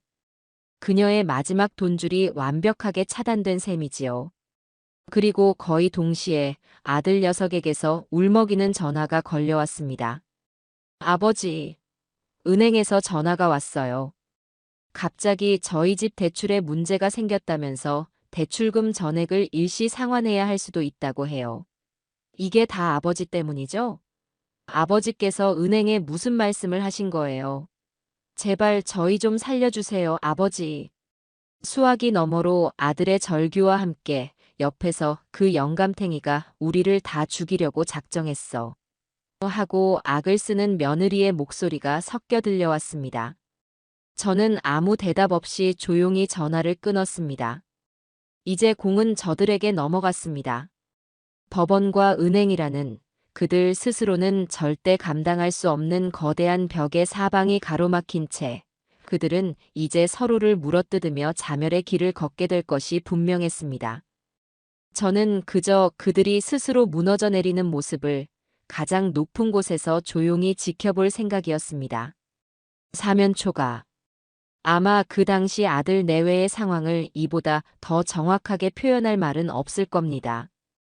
법원에서는 집을 팔지 못하게 꽁꽁 묶어버렸고 은행에서는 당장이라도 대출금을 모두 회수할 듯이 매일같이 독촉 전화를 해왔습니다. 월급은 들어오자마자 카드값과 이자로 빠져나가기 바빴고 며느리가 끌어다 쓴 사채 빚은 눈덩이처럼 불어나고 있었을 테지요. 그들이 믿었던 싸구려 변호사는 조정기일 이후 이건 제가 맡을 수 있는 사건이 아닙니다. 라며 슬그머니 발을 빼버렸다고 합니다. 이제 그들 곁에는 아무도 남지 않았습니다. 오직 서로에 대한 원망과 지독한 가난의 공포만이 그들의 집을 가득 채우고 있었을 겁니다. 그런 극한의 상황에 몰리자 며느리는 마지막 발악을 시작했습니다. 그녀가 선택한 마지막 무기는 바로 거짓 눈물과 교묘한 동정심 유발이었습니다. 그녀는 제 아들 대호 앞에서 그동안 자신이 저질렀던 모든 잘못을 인정하는 척하며 세상에서 가장 불쌍하고 가련한 여인을 연기하기 시작했다고 합니다. 이 모든 이야기는 나중에 모든 것이 끝나고 나서야 아들에게 직접 전해 들을 수 있었습니다. 어느 날 밤 며느리는 아들의 앞에 무릎을 꿇고 앉아 펑펑 울었다고 합니다. 여보, 내가 다 잘못했어요. 내가 죽일 년이에요. 아버님께 그러면 안 되는 거였는데. 내가 그때는 정말 제정신이 아니었어요. 아들이 영문도 모른 채 당황하고 있자 며느리는 눈물 콧물을 쏟아내며 자신의 비밀을 털어놓기 시작했습니다. 물론 그 비밀이라는 것은 철저하게 조작되고 각색된 그녀 자신을 피해자로 둔갑시키는 거짓말투성이었지요. 사실은 나한테 빚이 좀 있어요. 당신한테는 차마 걱정 끼치기 싫어서 말 못했는데. 당신 회사에서 힘들게 일하는 것 뻔히 아는데 나까지 짐이 되기 싫어서 혼자 어떻게든 해결해 보려고 했어요. 빚이라니? 그게 무슨 소리야? 당신 사업 자금에 보태주고 싶어서 친구 말만 믿고 주식에 손을 댔는데 그게 이렇게 될 줄은 몰랐어요. 원금만이라도 찾아보려고 무리하다가 빚이 눈덩이처럼 불어났어요. 그래서 나도 모르게 아버님께 예민하게 굴었던 거예요. 돈 문제 때문에 매일 밤 잠도 못 자고 이러다 우리 가족 다 길바닥에 나앉는 거 아닌가 하는 공포에 시달리다 보니 나도 모르게 아버님을 원망하게 됐던 거예요. 여보, 미안해요. 정말 미안해요. 그녀의 거짓말은 실로 대단했습니다. 노름과 사치로 생긴 빚을 남편의 사업 자금을 마련해 주려다 생긴 안타까운 실수로 둔갑시켰으니까요. 심지어 자신의 모든 악행의 원인을 남편과 가정을 너무나도 사랑했기 때문이라고 포장하는 치밀함까지 보였습니다. 제 아들 대호는 그 순간 또다시 흔들렸다고 합니다. 평생을 순하고 무르게만 살아온 녀석은 눈앞에서 눈물을 뚝뚝 흘리며 용서를 비는 아내의 모습에 마음이 약해질 수밖에 없었을 겁니다. 며느리는 아들이 흔들리는 것을 놓치지 않고 마지막 쐐기를 박았습니다. 여보, 지금 우리를 구할 수 있는 사람은 아버님밖에 없어요. 당신이 가서 잘못했다고, 다시는 안 그러겠다고 싹싹 빌면 아버님도 마음이 약해지실 거예요. 아버님이 이 소송만 취하해 주시면 우리 다시 예전처럼 행복하게 살 수 있어요. 네. 당신이 우리 가족을 지켜줘야 해요. 제발 나 좀 살려줘요. 결국 제 아들은 그 악마의 눈물에 또 한 번 속아 넘어가고 말았습니다. 다음 날 아들은 초췌한 모습으로 제가 머물고 있는 호텔로 저를 찾아왔습니다.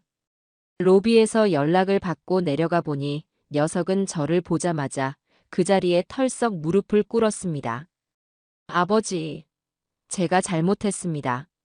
제가 죽일 놈입니다. 제발 이 소송 좀 멈춰주세요. 혜정이가 다 잘못했다고 빌고 있어요. 다시는 안 그런다고 아버님 정말 친아버지처럼 잘 모시겠다고 약속했어요. 저는 무릎 셔츠 꿇고 있는 아들을 차가운 눈으로 내려다보았습니다. 이 녀석의 눈에는 진심 어린 반성보다는 아내의 거짓말에 놀아나 이 위기만 모면하려는 절박함이 더 크게 담겨 있었습니다. 저는 깊은 한숨을 내쉬었습니다. 이제 때가 왔다고 생각했습니다. 이 녀석의 눈을 영원히 뜨게 해줄 마지막 충격 요법을 써야 할 때가 말입니다. 일어나거라. 그리고 나를 따라와라. 저는 아들을 데리고 호텔 방으로 올라왔습니다. 아들은 여전히 어쩔 줄 몰라 하며 제 뒤를 따랐습니다. 방에 들어온 저는 금고 안에 고이 보관해 두었던 서류 봉투, 바로 최 부장이 가져다 주었던 그 보고서를 꺼내 테이블 위에 던졌습니다. 너는 아직도 네 마누라가 어떤 여자인지 모르는 모양이구나. 내가 오늘 네 눈을 제대로 뜨게 해주마. 한번 읽어보거라. 아들은 영문도 모른 채 떨리는 손으로 봉투를 열어 서류를 꺼내 들었습니다. 첫 장을 읽어 내려가던 아들의 얼굴이 하얗게 굳어지기 시작했습니다. 며느리의 카드빚 내역, 친정으로 빼돌린 돈의 액수, 그리고 불법 노름 사이트의 이름이 적힌 페이지를 넘길 때마다 아들의 손은 격렬하게 떨렸습니다. 수억 원에 달하는 사채 내역을 확인했을 때 아들은 이게 뭐야? 이게 다 사실이야? 하고 중얼거리며 저를 쳐다보았습니다. 저는 아무 대답 없이 서류 뭉치 가장 아래에 있던 마지막 증거를 꺼내 아들의 눈앞에 내밀었습니다. 바로 며느리가 친정 어머니와 나눈 저를 저주하는 내용이 담긴 문자 메시지였습니다. 차라리 저 영감 어디 아파서 드러눕기라도 했으면 좋겠어. 아니면 확.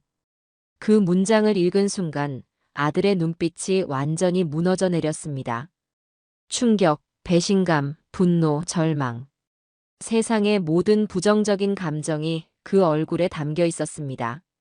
아들은 서류를 손에 쥔 채 그 자리에 주저앉아 마치 어린아이처럼 엉엉 울기 시작했습니다.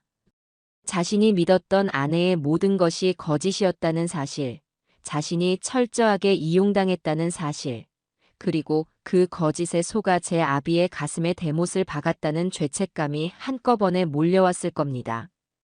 저는 울고 있는 아들을 가만히 내려다보다가 조용히 말했습니다. 이제 알겠느냐? 네가 지난 몇 년간 어떤 여자와 함께 살아왔는지. 저 여자는 너를 사랑한 것이 아니야. 너를, 그리고 나를 자신의 욕심을 채우기 위한 도구로만 생각했을 뿐이다. 저 여자는 네 인생을 거덜낼 기생충 같은 존재야. 한참을 울던 아들은 눈물을 닦고 자리에서 일어섰습니다. 그의 눈에는 더 이상 나약함이나 동정심은 남아있지 않았습니다.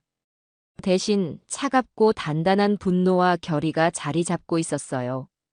그는 서류를 챙겨 들고 제게 허리를 깊이 숙였습니다. 아버지 죄송합니다. 정말 죄송합니다. 그리고는 아무 말 없이 방을 나섰습니다. 저는 그 뒷모습을 보며 이 길고 지독했던 싸움이 드디어 끝을 향해 가고 있음을 직감했습니다. 아들은 이제 더 이상 과거의 어리석은 아들 대호가 아니었습니다.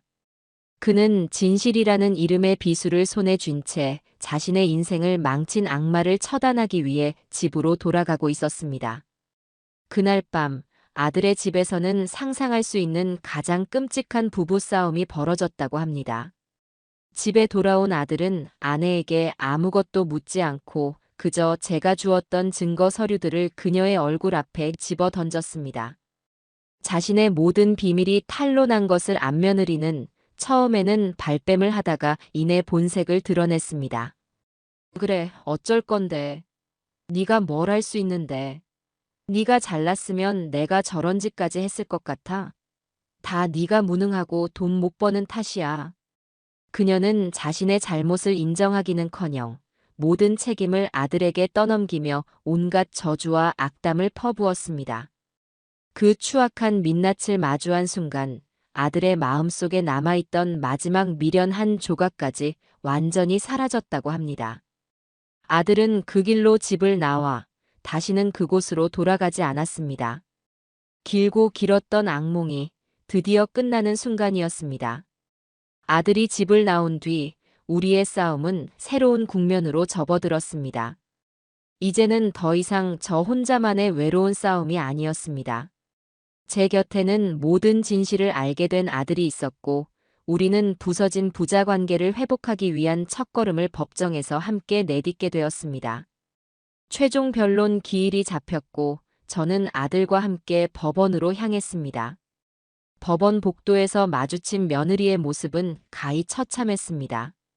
값비싼 명품으로 치장했던 모습은 온데간데 없고 도끼만 남은 얼굴은 푸석했으며 눈은 불안감으로 초점 없이 흔들리고 있었죠. 그녀의 옆에는 이제 변호사도 없었습니다.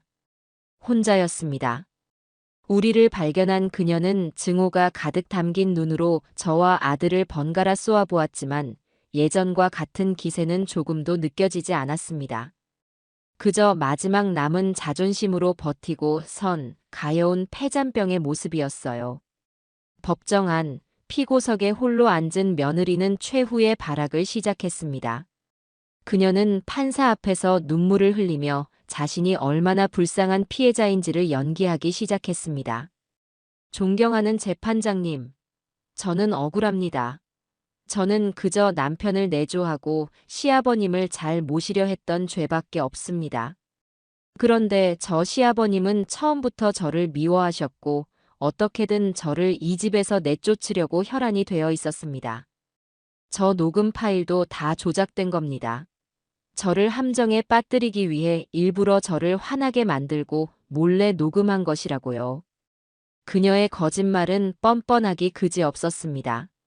하지만 박 변호사는 그녀가 마음껏 떠들도록 내버려 두었습니다. 거짓말은 많이 할수록 더 많은 허점을 드러내는 법이니까요. 한참 동안 자신의 신세를 한탄하며 저를 파렴치한 늙은이로 몰아가던 그녀의 연극이 끝나자 박 변호사는 조용히 자리에서 일어났습니다.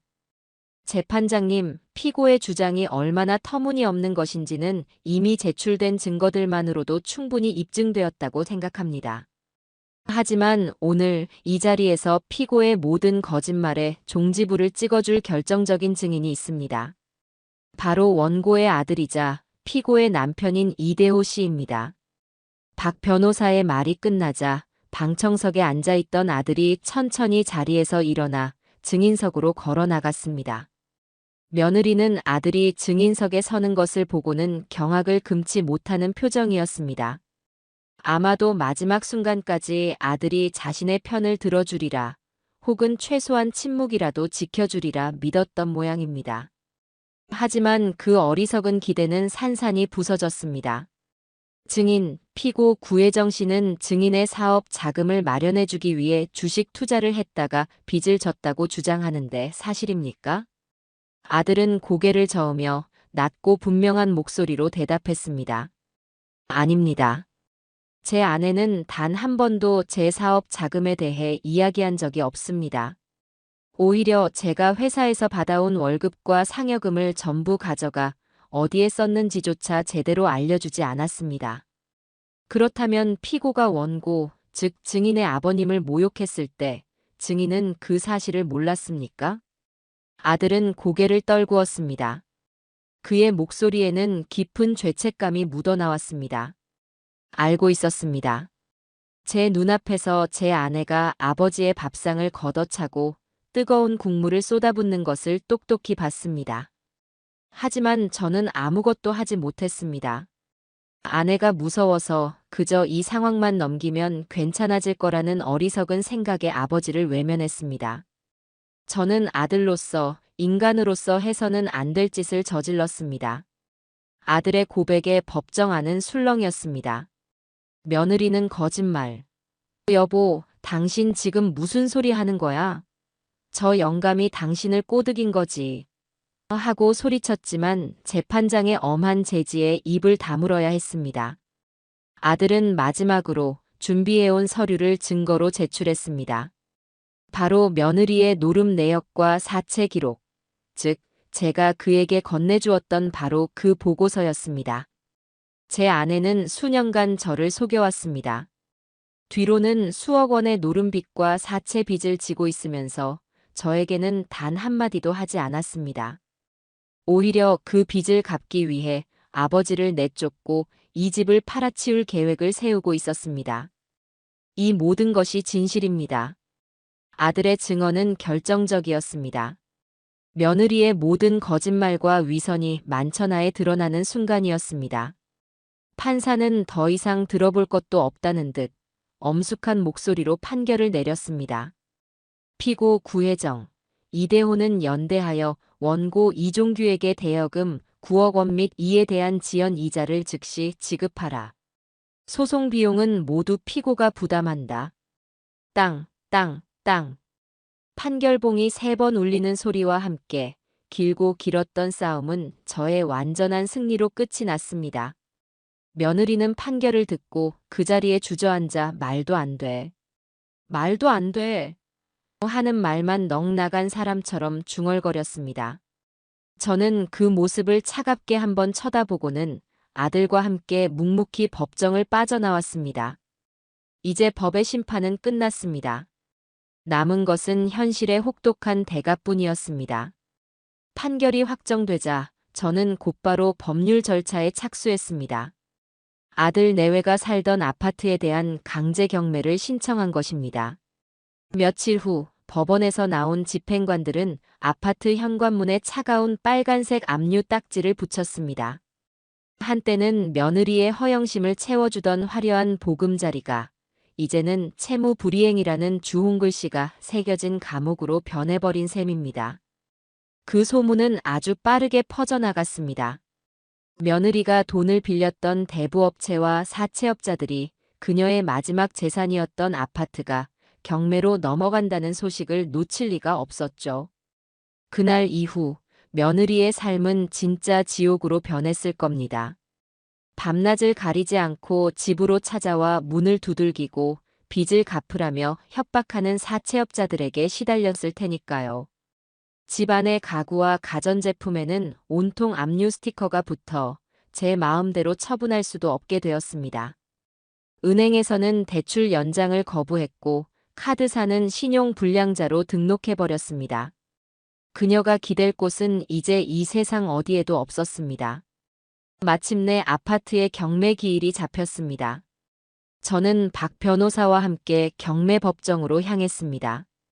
제가 직접 경매에 참여하겠다고 했을 때 박 변호사는 조금 놀라는 눈치였습니다. 회장님, 굳이 직접 나서지 않으셔도 되는데 말입니다.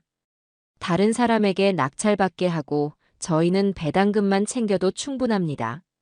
아니, 내가 직접 마무리해야겠네.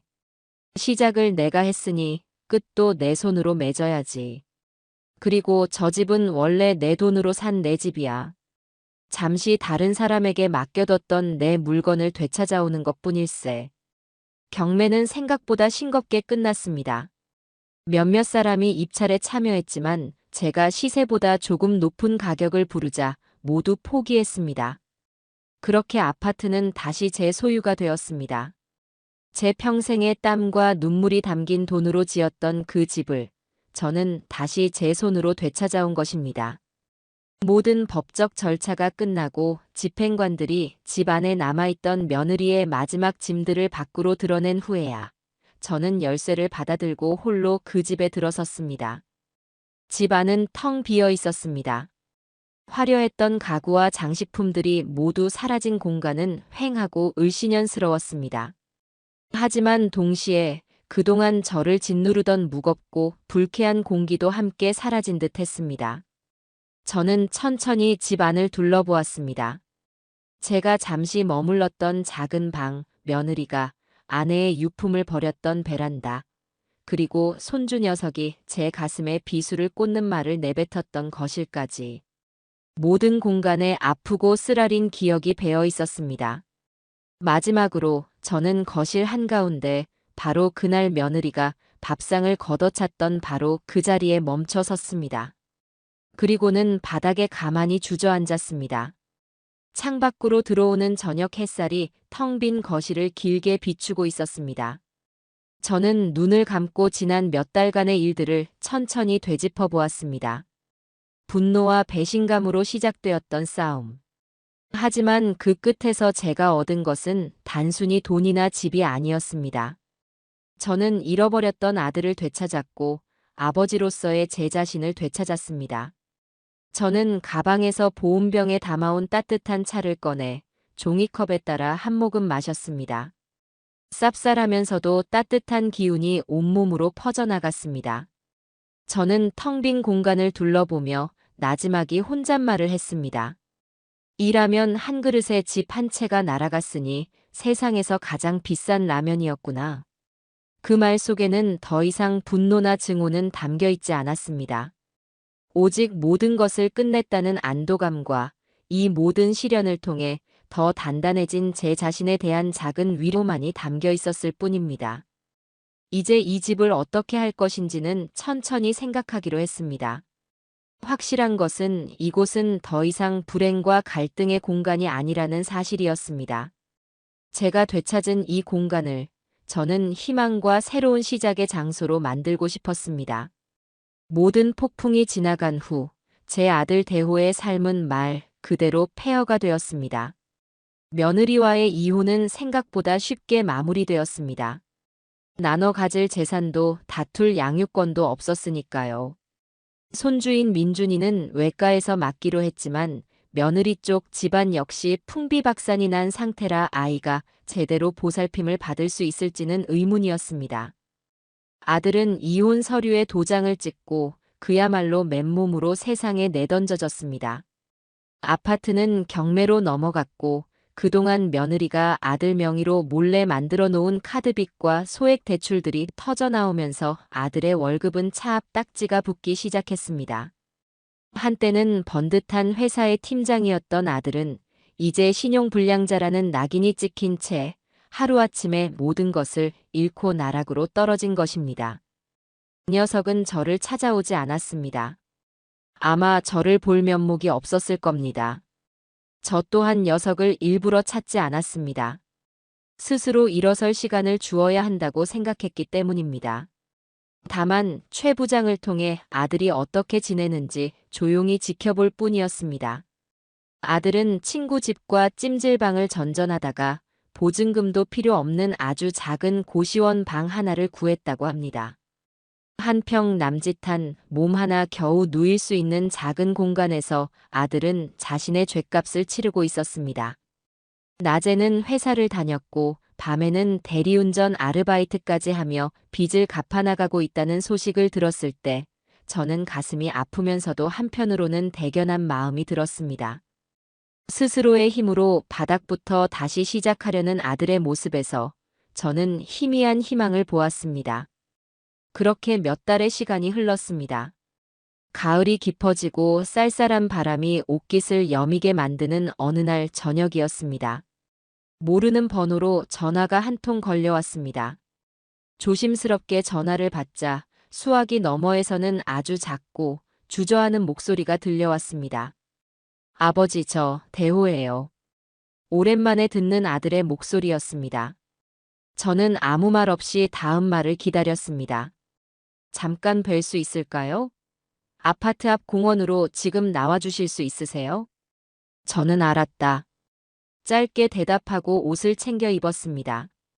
제가 다시 사들인 그 아파트 근처의 작은 공원 벤치에 아들이 고개를 푹 숙인 채 앉아 있었습니다.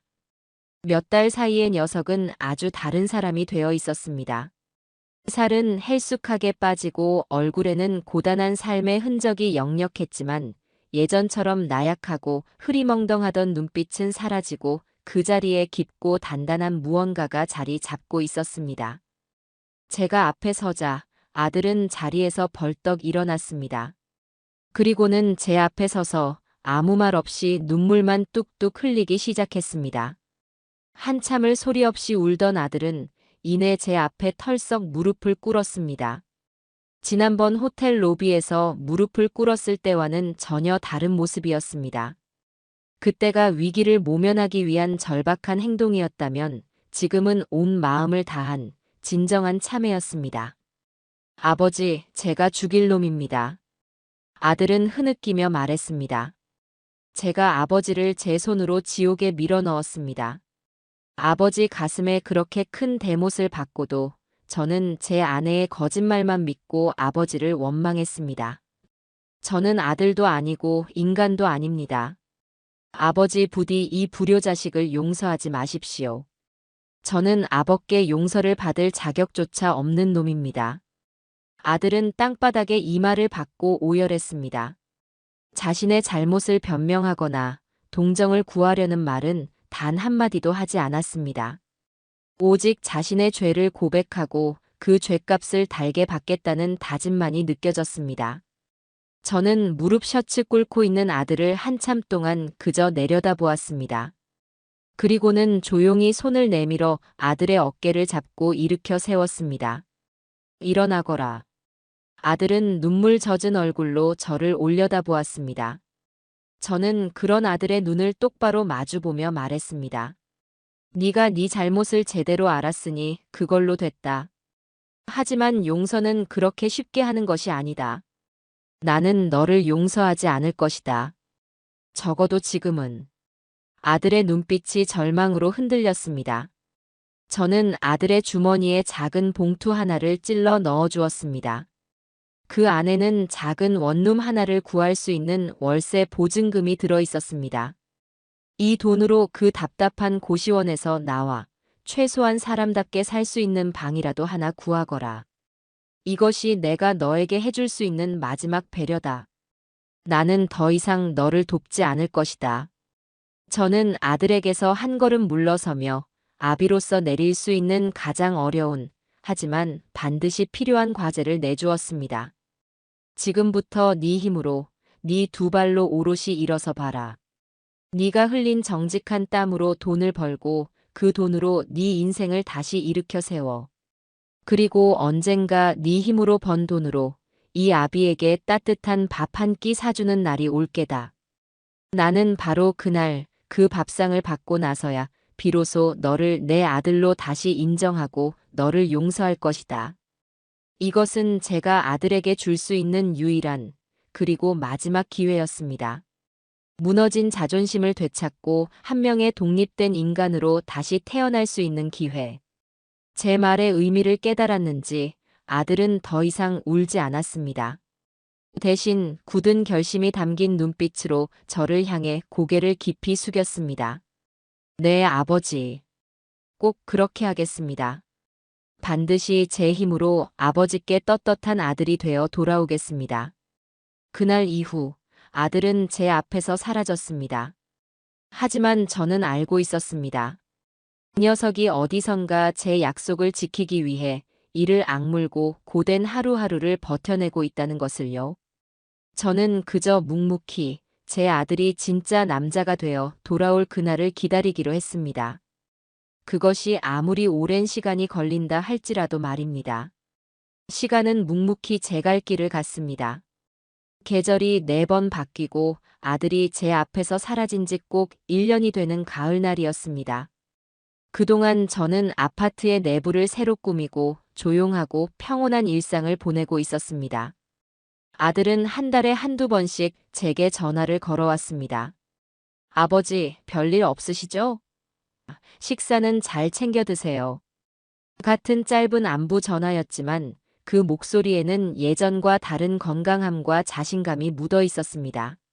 그 녀석은 자신의 근황에 대해 자세히 말하지 않았고 저 또한 묻지 않았습니다. 우리는 그저 서로가 잘 버텨내고 있음을 목소리를 통해 확인할 뿐이었습니다. 그러던 어느 날 최 부장이 저를 찾아왔습니다. 그는 작은 보고서 하나를 제게 내밀었습니다. 바로 며느리였던 구혜정의 근황에 대한 것이었습니다. 저는 궁금하지 않다고 손사래를 쳤지만 최 부장은 그래도 알아두셔야 할 것 같다며 보고서를 테이블 위에 올려놓고 갔습니다. 한참을 망설이다 저는 마지못해 보고서를 펼쳐보았습니다. 그녀의 삶은 예상대로 처참하게 무너져 있었습니다. 사채업자들에게 쫓겨 서울을 떠나 지방의 한 작은 도시로 도망쳤다고 합니다. 그곳의 허름한 식당에서 설거지를 하며 생계를 이어가고 있지만 여전히 노름을 끊지 못해 번 돈마저 모두 탕진하고 있다는 것이었습니다. 그녀를 빚더미에 앉게 만들었던 친정 역시 공장이 최종 부도 처리되면서 뿔뿔이 흩어졌고 이제는 그녀를 받아주는 가족조차 없다고 했습니다. 보고서 마지막에는 최근에 찍힌 듯한 그녀의 사진이 한 장 붙어 있었습니다. 화려했던 과거는 흔적도 없이 사라진 삶에 지치고 도끼만 남은 낯선 여자의 얼굴이었습니다. 저는 아무런 감정 없이 보고서를 덮었습니다. 동정심도 미움도 들지 않았습니다. 그저 자신이 뿌린 씨앗을 스스로 거두고 있을 뿐인 한 인간의 당연한 말로라고 생각했습니다. 보고서를 서랍 깊숙이 넣고 잊어버릴 무렵 아들에게서 전화가 걸려왔습니다. 평소와는 다른 조금은 상기되고 긴장한 듯한 목소리였습니다. 아버지, 저 대호예요. 혹시 오늘 저녁에 시간 괜찮으세요? 왜 그러느냐? 제가 아버지께 저녁을 한번 대접하고 싶어서요. 대단한 곳은 아니고 그냥 제가 사는 작은 방인데 괜찮으시겠어요? 1년 만에 드디어 그날이 온 것입니다. 저는 떨리는 마음을 애써 감추고 담담한 목소리로 대답했습니다. 그러마. 주소를 보내거라. 아들이 보내준 주소는 제가 사는 아파트에서 그리 멀지 않은 낡은 다세대 주택이 밀집한 동네였습니다.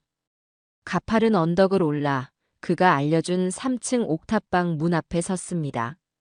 작고 낡은 문이었지만 깨끗하게 닦여 있는 것을 보니 그가 어떻게 살아왔는지를 짐작할 수 있었습니다. 문을 두드리자 곧이어 문이 열리고 훌쩍 성장한 제 아들이 서 있었습니다. 1년 만에 마주한 아들은 완전히 다른 사람이 되어 있었습니다. 고된 노동으로 다져진 다부진 몸, 햇볕에 건강하게 그을린 얼굴, 그리고 무엇보다도 예전에는 찾아볼 수 없었던 맑고 당당한 눈빛을 하고 있었습니다.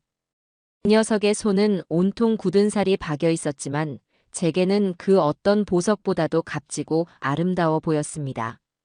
아버지, 오셨어요. 누추하지만 들어오세요.